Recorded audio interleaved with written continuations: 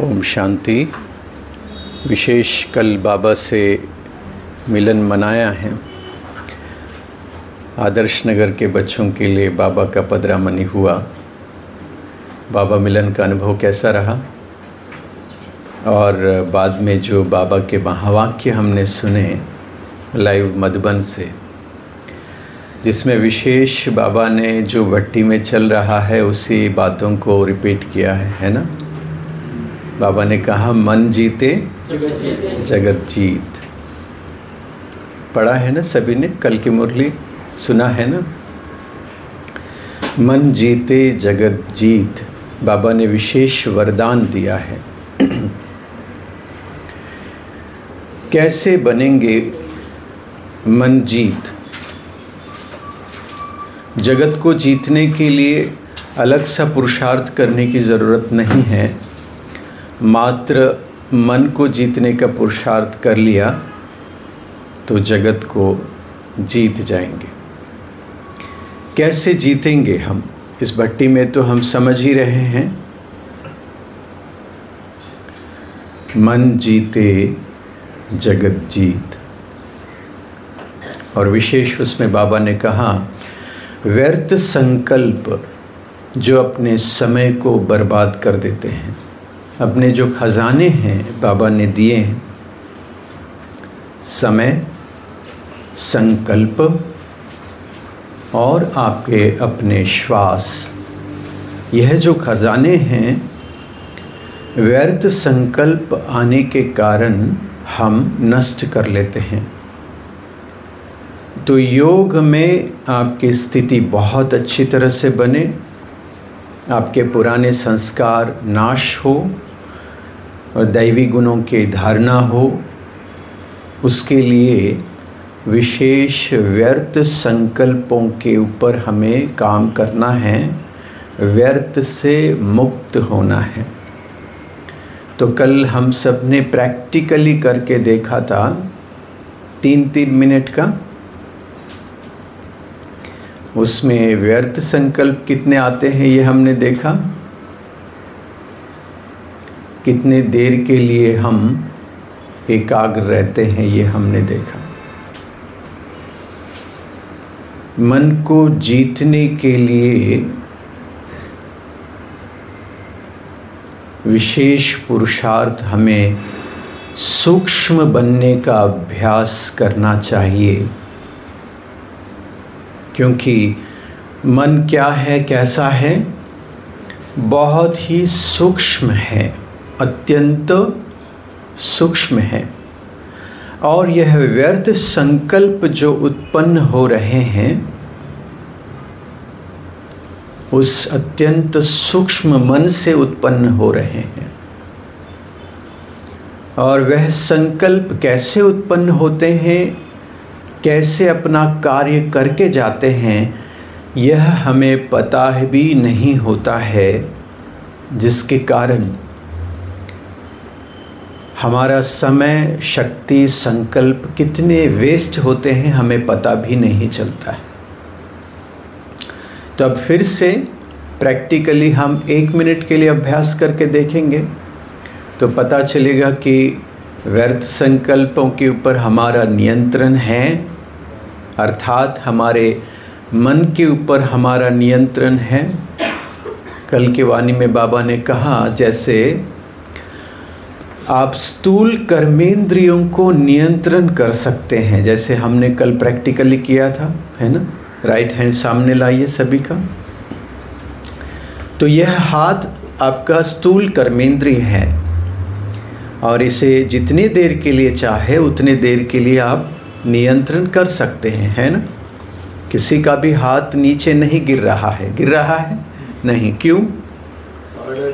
क्योंकि उसका आप मालिक हैं।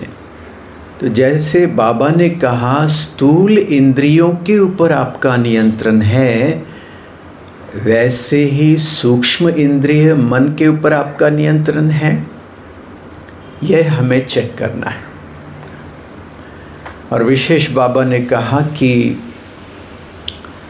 अगर आपने मन के ऊपर ध्यान नहीं दिए तो क्या होगा?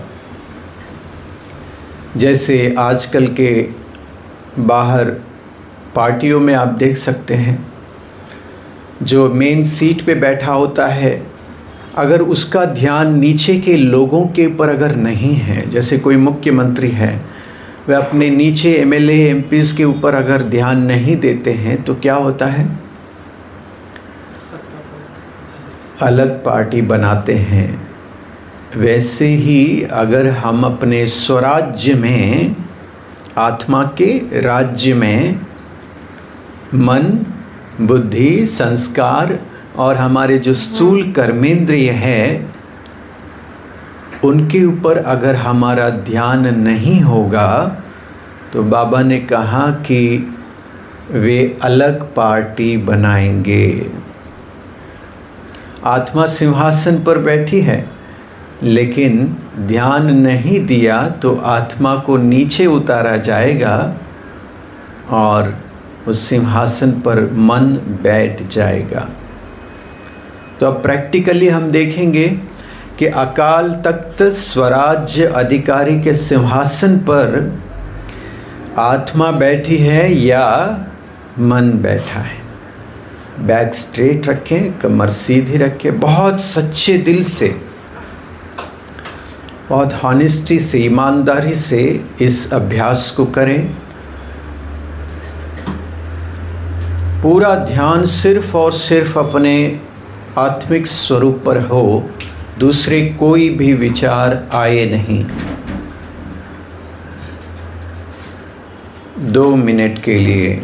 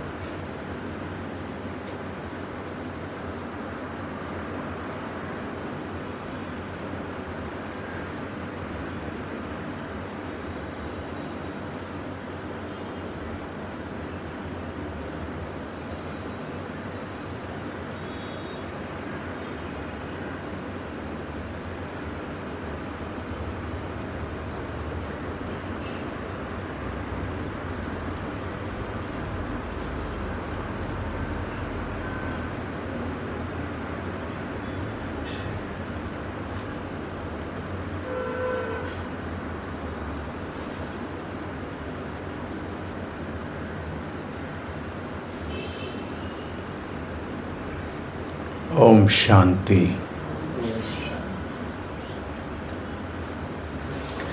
तो बताएं कि हम 2 मिनट के लिए अकाल तख्त पर बैठे थे या कहीं बाहर घूम रहे थे। कोई और विचार यदि आए तो इसका मतलब हम अकाल तख्त पर नहीं हैं। तो कैसे उन संकल्पों को नियंत्रण करें, अर्थात अपने मन के ऊपर नियंत्रण लाए, उसके लिए इस विधि का अभ्यास करना ज़रूरी है। इस बात को समझना ज़रूरी है। मन जो अत्यंत सूक्ष्म है, और वह मन किस में है? आत्मा के अंदर है। तो आत्मा के अंदर जो मन है वहाँ तक पहुँचने के लिए पहले आत्मिक स्मृति में आत्मा के सिंहासन पर बैठना बहुत ज़रूरी है।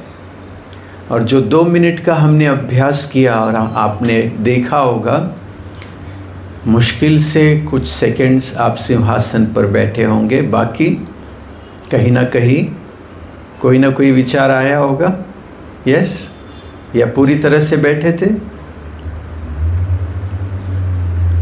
तो उस दुनिया में जाकर वह व्यर्थ संकल्प जो उठ रहे हैं, जो हमारे मार्ग में बाधा बन रहे हैं, विघ्न बन रहे हैं, उन व्यर्थ संकल्पों को नियंत्रण करने के लिए हमें 2 जगत के बारे में ज्ञान समझ लेने की आवश्यकता है।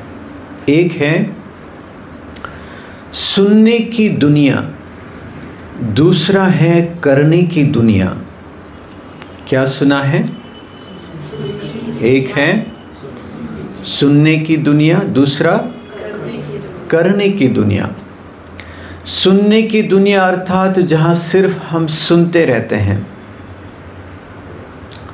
करते कुछ नहीं।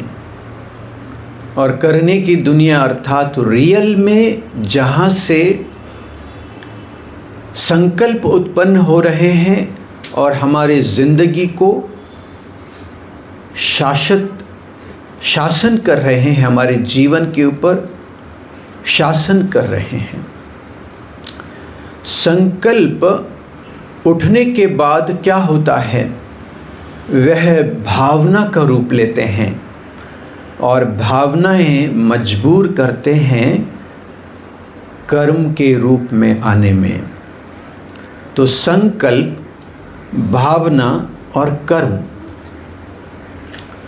तो जब हम ये सत्य को समझ जाते हैं कि करने की दुनिया असल में हमारे संकल्प ही कर्म है, और इस दुनिया में जब हम रहते हैं तो हमारे संकल्पों के ऊपर पूरा नियंत्रण आ सकता है। लेकिन इस दुनिया में हम रहते ही नहीं हैं। जैसे अभी प्रैक्टिकली हमने देखा, 2 मिनट के लिए आप अपने सिंहासन पर बैठे हैं, मुश्किल हुआ, नहीं बैठ पाए, तो कहाँ गए थे? सुनने की दुनिया में गए। जैसे ब्राह्मण ज़्यादातर क्या कर रहे हैं? सुनते बहुत है, ज्ञान तो बहुत अच्छे से सुनते हैं, लेकिन वह जीवन में धारण क्यों नहीं हो रहा है? क्योंकि वो करते नहीं हैं। जैसे कथनी और करनी आपने सुना है, बोल और कर्म में समानता लाना है, ये हमने सुना है। तो बोल यह दूसरी स्थिति है, लेकिन बोल से पहले संकल्प प्राथमिक पहला स्थिति है, और उस जगह पर हमें नियंत्रण लाना है, जिससे क्या होगा? हमारे कर्म में परिवर्तन आएगा।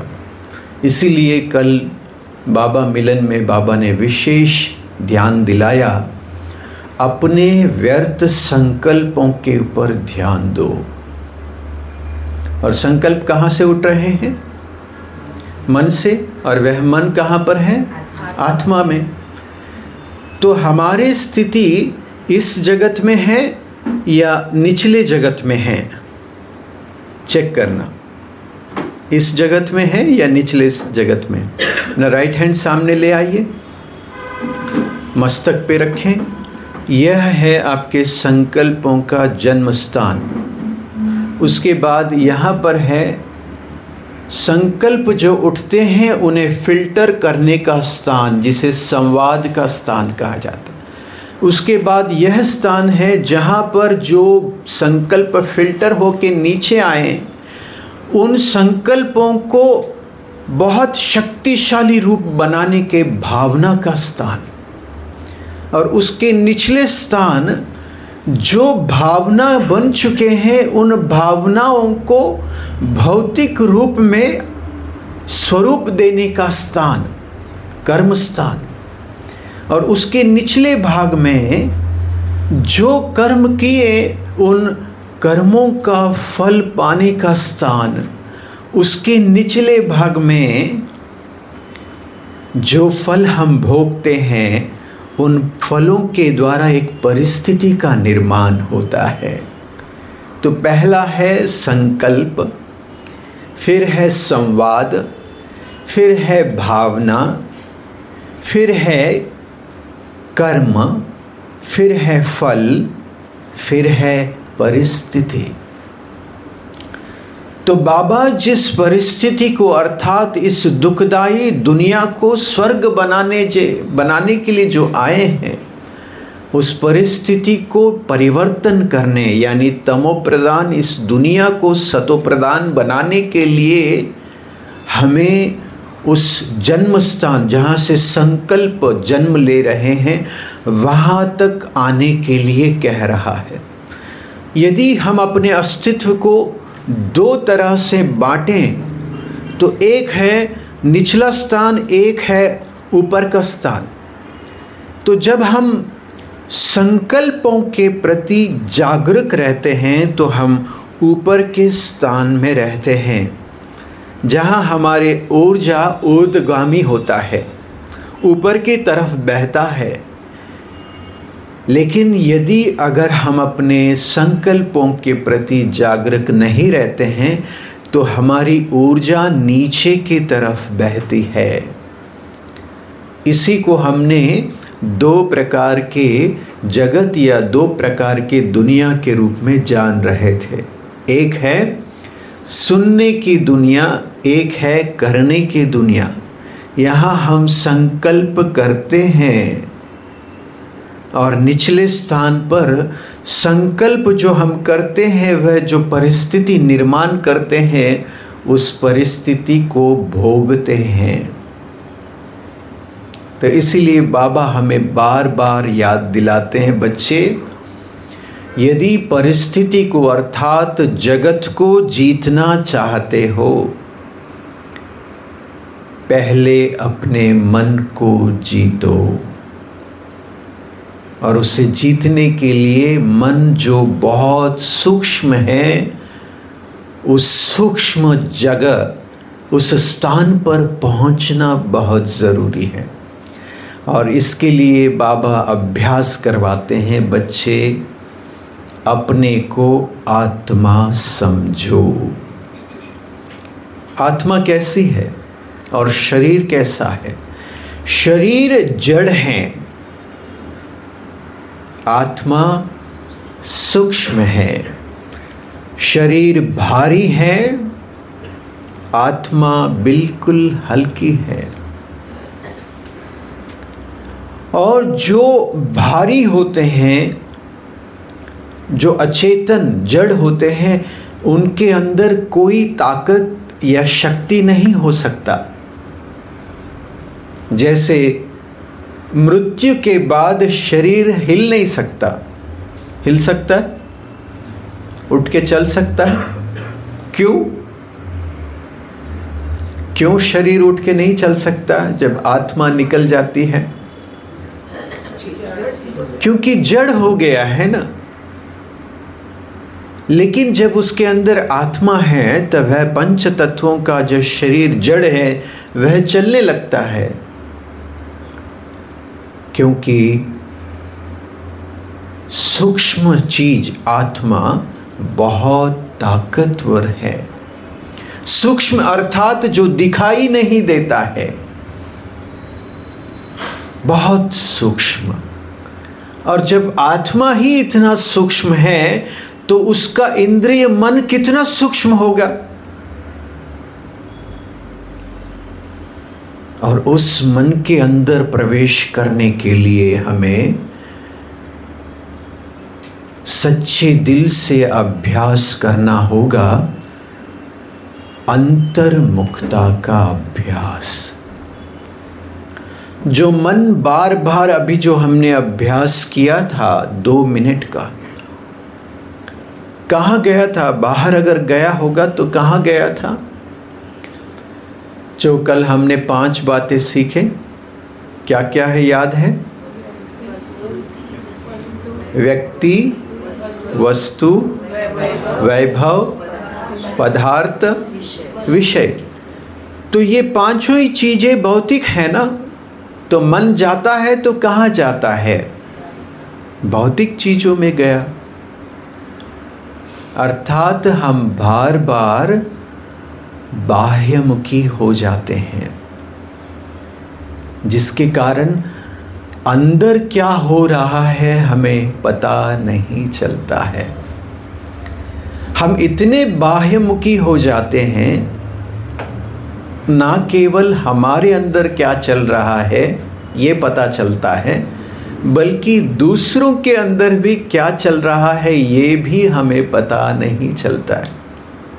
इसलिए हम दूसरों के दुख को भी देख नहीं पाते, समझ नहीं पाते। कल बाबा ने विशेष याद दिलाया, बच्चे दुनिया के लोगों को, आत्माओं को दुख से छुड़ाओ।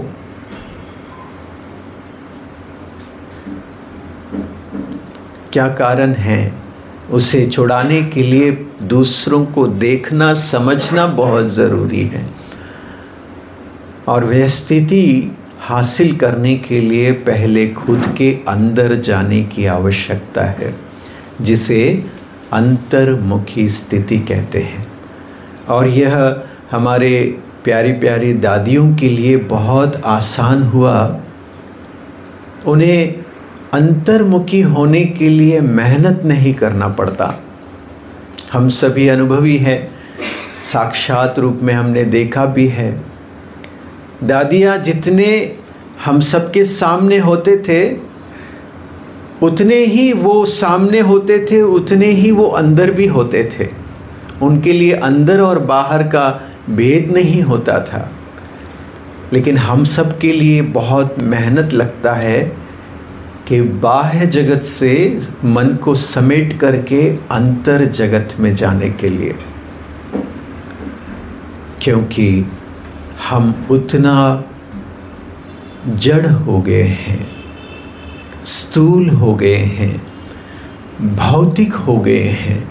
इस कारण भौतिक चीज़ों से लगाव बहुत ज़्यादा हो गया है, और इसके लिए हम इस भट्टी के अंदर विशेष वैराग्य वृत्ति को समझेंगे, अभ्यास करेंगे, ताकि मन जो भौतिक जगत में जा रहा है उसे, उसके बंधनों को तोड़ करके हम अंतर्मुखी हो जाएं और अपने स्वराज्य में स्थित हो जाएं।